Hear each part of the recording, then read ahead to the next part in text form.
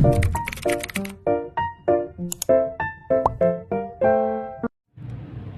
guys, Bismillah. Assalamualaikum warahmatullahi wabarakatuh. Baiklah, selamat pagi kami ucapkan kepada Ibu dosen tercinta, Ibu Perawati MPD, serta selamat pagi kepada teman-teman dan rekan-rekan teman kuliah seperjuangan semester 3 Fakultas Tarbiyah dan Keguruan jurusan Pendidikan Bahasa Arab UIN Suskaryau. Alhamdulillahirabbil alamin. Assalatu wassalamu ala asyrofil anbiya'i wal mursalin Sayyidina wa maulana Muhammadin wa ala alihi wa sahbihi ajmain. Amma ba'du. Baiklah, di sini saya akan memperkenalkan anggota kelompok saya. Yang pertama, di sini kita mewakili kelompok 1. Yang pertama ada Weni Octavia, saya sendiri. Yang kedua ada Intan Sofia. Yang ketiga ada Farhan Heru Utama. Dan yang keempat ada Saudara Zaki. Baiklah teman-teman semua, saya memohonkan kepada teman-teman semua agar mendengarkan dengan baik serta fokus dalam mendengarkan materi kita pada pagi hari ini yang berjudul Ejaan yang Sempurna. Baiklah teman-teman, langsung saja kita panggilkan pemateri pertama, yaitu saya sendiri. Baiklah teman-teman, mari kita dengarkan pemateri pertama. Bismillah. Baiklah teman-teman, yang pertama saya akan menjelaskan di pendahuluannya dulu nih teman-teman. Yang pertama, bahasa itu memiliki peranan penting dalam kehidupan.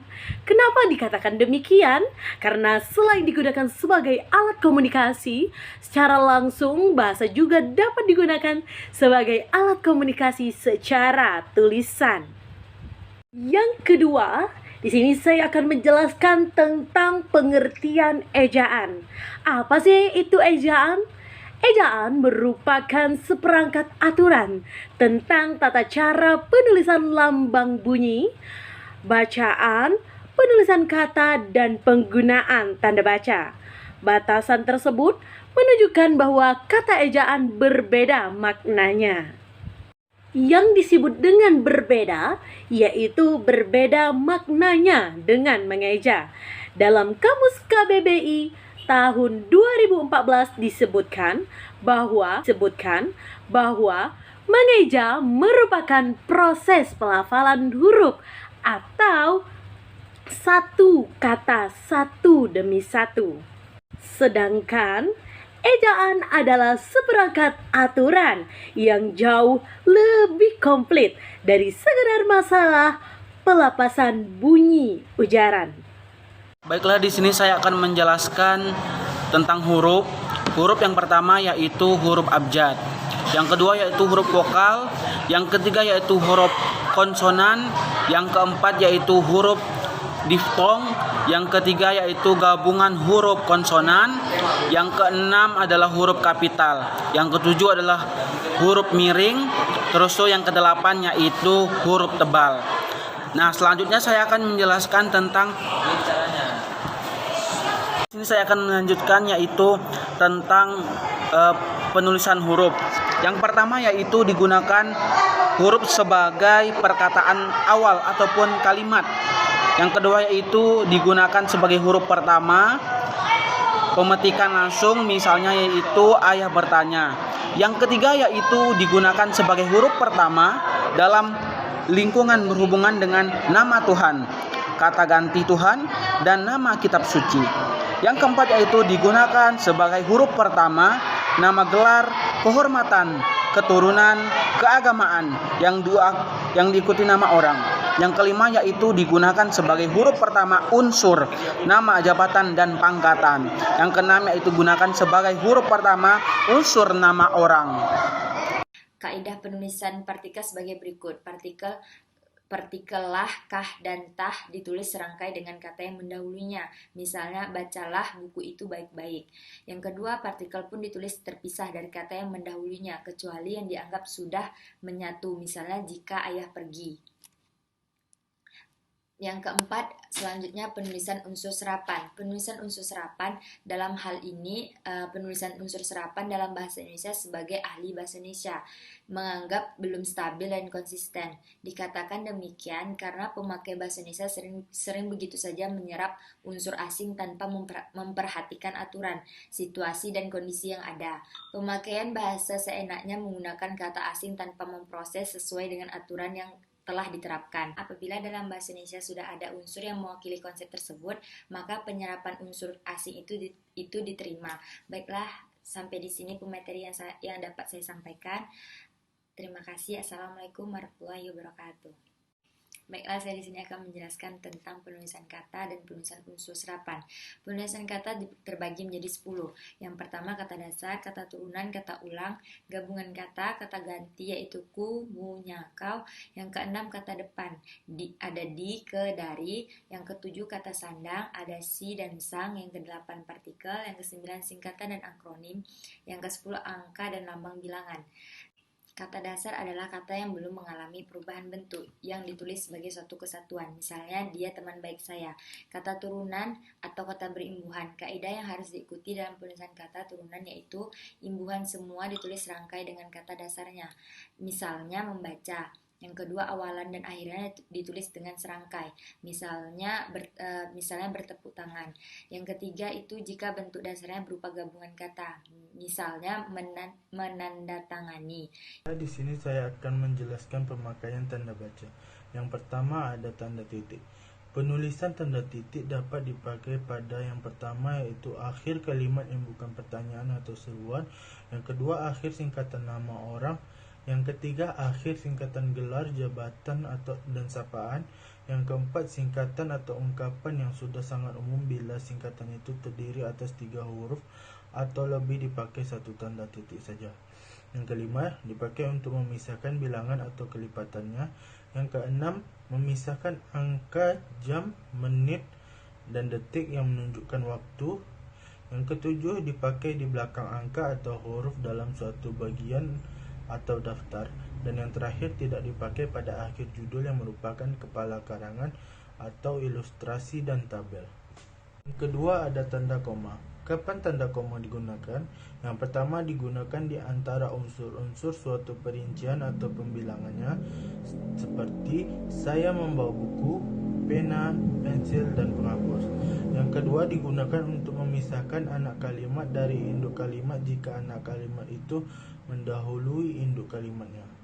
Seperti karena tidak belajar, dia mendapatkan nilai yang jelek.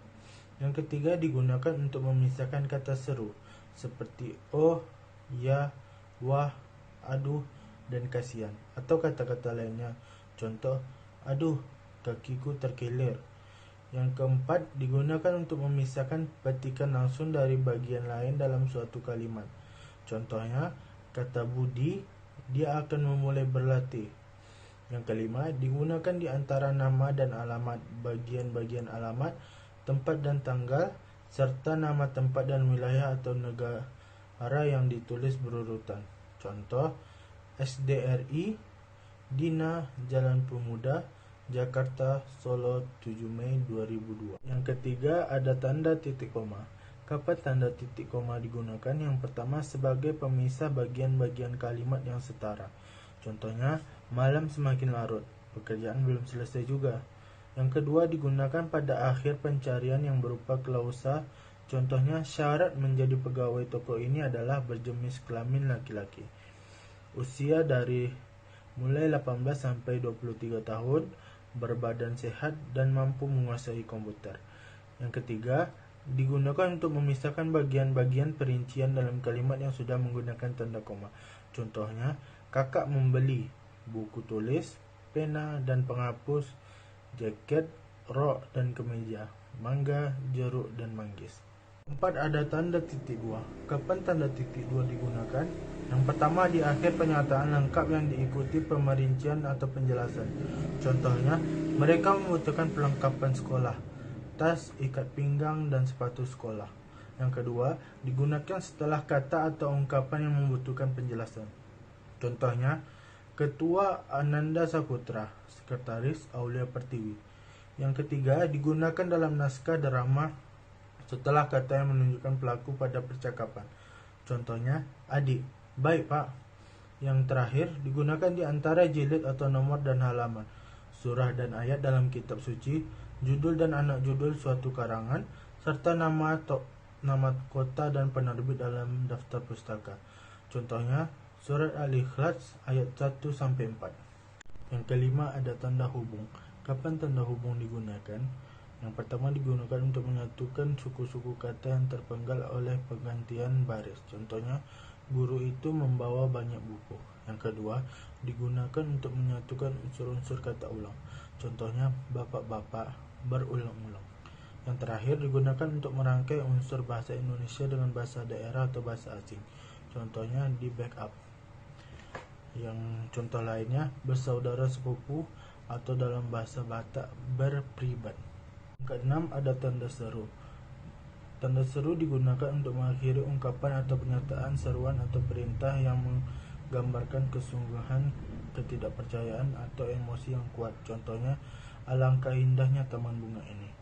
Yang ketujuh, ada tanda tanya. Tanda tanya digunakan yang pertama pada akhir kalimat tanya, contohnya, kapan ibu kembali? Yang kedua, digunakan di dalam kurung untuk menyatakan bagian kalimat yang kurang dapat dibuktikan. Contohnya, di Indonesia terdapat 740 bahasa daerah. Yang kedelapan, ada elipsis atau titik-titik. Kapan elipsis digunakan? Yang pertama, untuk menunjukkan bahwa kalimat atau kutipan yang hilang. Contohnya, penyebab kenaikan titik-titik akan diteliti lebih lanjut. Yang kedua, digunakan untuk menulis ujaran yang tidak selesai dalam dialog. Contohnya, menurut saya titik-titik seperti titik-titik, bagaimana denganmu? Yang ke-10, ada tanda kurung. Kapan tanda kurung digunakan? Yang pertama, untuk mengapit tambahan keterangan atau penjelasan. Contohnya, dia baru saja memiliki KTP, buka kurung, kartu tanda penduduk, tutup kurung. Yang kedua, digunakan untuk mengapit keterangan atau penjelasan yang bukan bagian pokok pembicaraan. Contohnya, keterangan itu, buka kurung, lihat tabel 2 dan tutup kurung, menunjukkan arus perkembangan lama pasar luar negeri.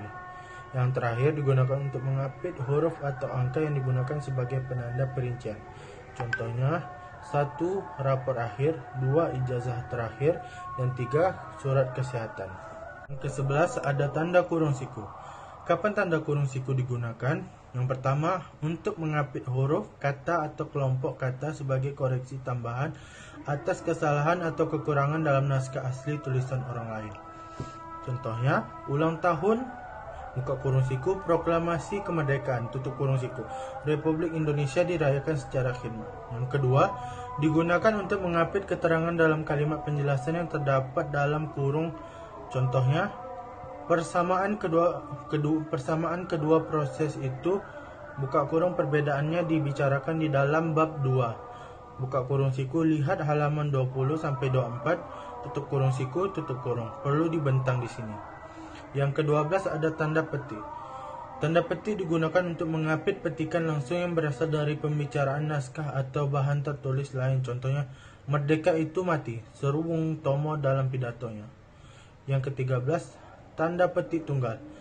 Tanda petik tunggal digunakan untuk mengapit petikan yang terdapat dalam petikan lainnya. Contohnya, kami bangga karena lagu Indonesia Raya dinyanyikan di area Olimpiade itu.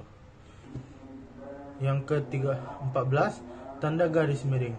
Tanda garis miring digunakan dalam penomoran kode surat, nomor alamat surat, dan penanda masa 1 tahun yang terbagi dalam 2 tahun takwim. Contohnya, Jalan Nusantara 2-10. Yang ke-15, tanda apostrof atau penyingkatan. Tanda apostrof atau penyingkatan digunakan untuk menunjukkan penghilangan kata atau bagian angka tahun dalam konteks tertentu. Contohnya, dia sudah datang kan? Kan sama dengan bukan. Teman-teman, alhamdulillah telah terselesaikan video pemateri pada hari ini, yaitu yang disusun oleh kelompok 1 yang berjudul tentang ejaan yang disempurnakan. Bagi teman-teman yang bingung dalam materi ejaan yang disempurnakan ini, atau ada unek-unek di dalam hati nih teman-teman, teman-teman bisa tanyakan langsung kepada kami atau tanyakan langsung di grup WhatsApp. Baiklah, untuk itu kami meminta maaf jika ada terdapat kesalahan dalam kata-kata ataupun dalam materi.